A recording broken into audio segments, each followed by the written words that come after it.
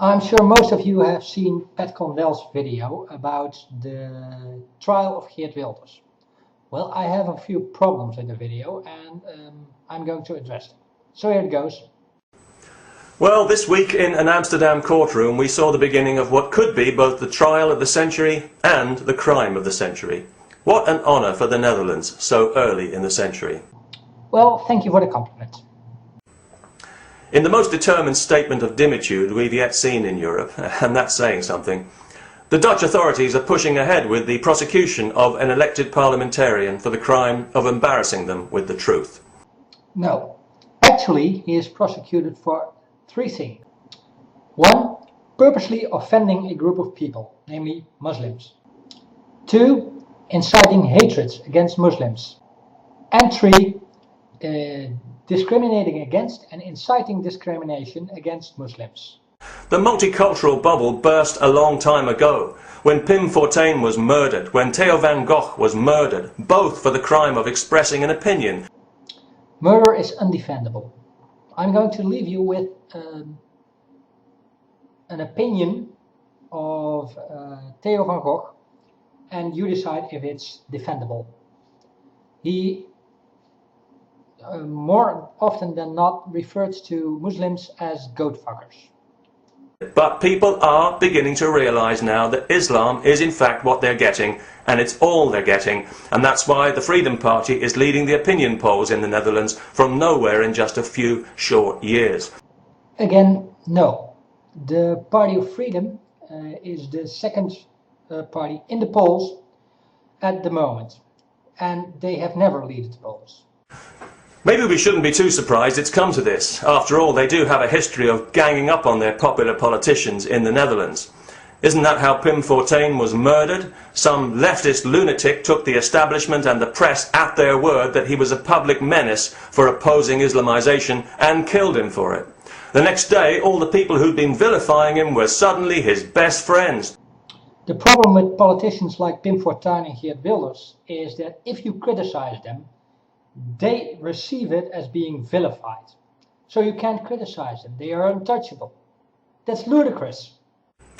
Fear of free speech is the symptom of a profoundly neurotic and dishonest society, which is what we've got on our hands now.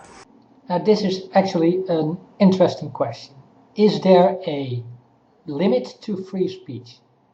Or can you intentionally offend and hurt someone without limitations? Leave a comment about that. I'm interested. Yet they're quite happy to label Mr. Wilders as a far-right politician in the kind of casual slander that passes for journalism these days. Well, if you don't want to call him far-right, you actually have to call him right.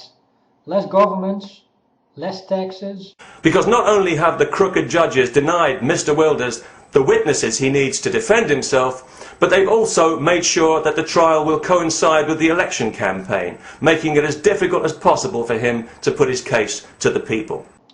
This is the most interesting one. Geert Wilders is not participating personally in the elections. The elections that are coming up are communal elections. And Geert Wilders is not participating in that. His party is, but there are other people electable on those places. Shame on the Netherlands, shame on the Western media for not raising a howl of protest against this outrageous attack on our basic freedom, and shame upon shame on the crooked judges of Amsterdam. The judges haven't started this trial, of course. The public prosecution did. And it did so after this short history of the Geert Wilders trial. In 2006 and 2007, public statements to the police were made by individuals. Then the public prosecution decided not to prosecute Mr. Wilders because they thought they haven't got a case.